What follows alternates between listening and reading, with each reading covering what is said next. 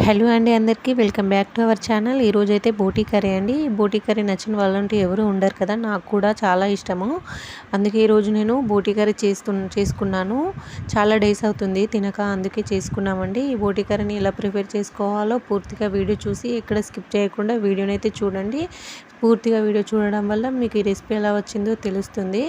ఈ వీడియో కనుక మీకు నచ్చినట్టయితే తప్పకుండా ఒక లైక్ చేయండి. మీరు ఒక లైక్ ఇవ్వడం వల్లే ఈ వీడియో ఇంకా ముందుకు వెళ్తుంది, నాకు కూడా ఎంకరేజ్మెంట్గా ఉంటుంది. ఇంకా ఇలాంటి కొత్త వీడియోలు, కొత్త రెసిపీస్ చేయడానికి నాకు ఎంకరేజ్మెంట్గా ఉంటుందండి. చూశారు కదా బోటీ కర్రీ ఎలా వస్తుందో. ఇది మొత్తం ప్రాసెస్ చూద్దాము. ఓకేనా, వీడియోలోకి వెళ్ళిపోదాం.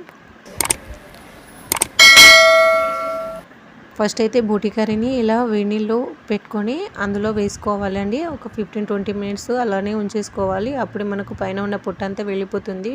ఈ బోటీ కర్రీ వండడం చాలా సులువే, కానీ దీన్ని క్లీన్ చేయడమే చాలా పెద్ద process. Half an hour time పడుతుంది.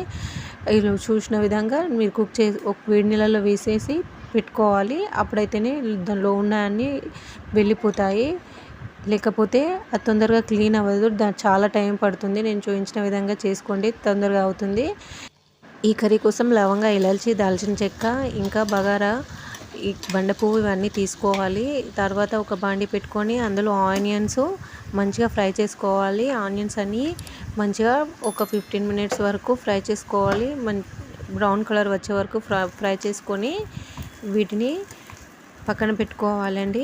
ఇక నేను చూపించిన విధంగా ఈ బోటీని అయితే ఇలా క్లీన్ చేసుకోవాలి. ఈ బోటీ నేను ఈ వీడియోలో అయితే తొందరగా అయిపోతుంది, కానీ హాఫ్ అన్ అవర్ టైం పట్టింది ఇదంతా క్లీన్ చేసేసరికి.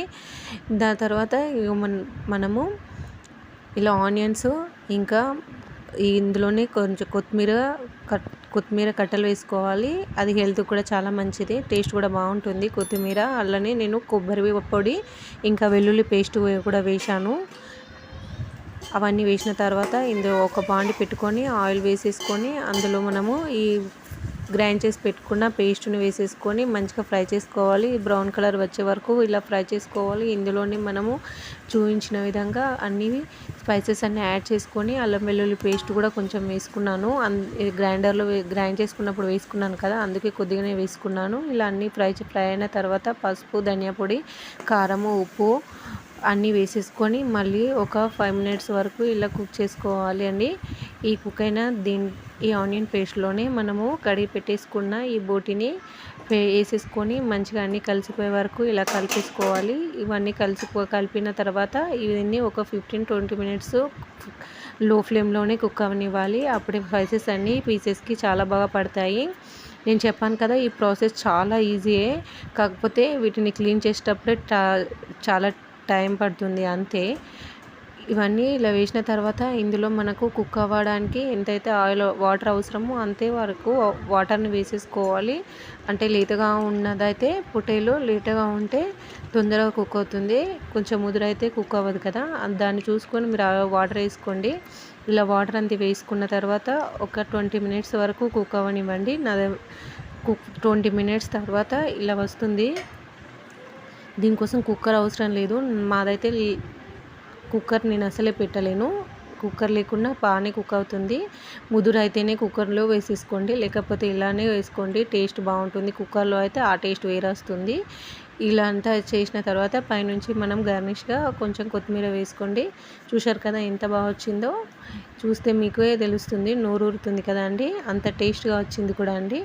ఇలా రైస్లోకైనా చపాతీలోకైనా ఈ కర్రీ చాలా టేస్ట్గా ఉంటుంది. నేను పిల్లలకి అయితే ఇలా రైస్ వేసేసి కర్రీ వేసేసి వాళ్ళకు తినిపించేశాను.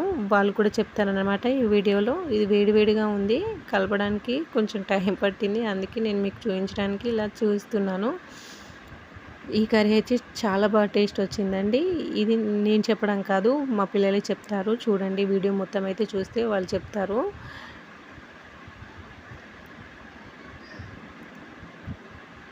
చూస్తే తెలుస్తుంది కదా ఎంత బాగా వచ్చిందో కర్రీ. ఒకసారి ఇలా ట్రై చేయండి, ఓకేనా.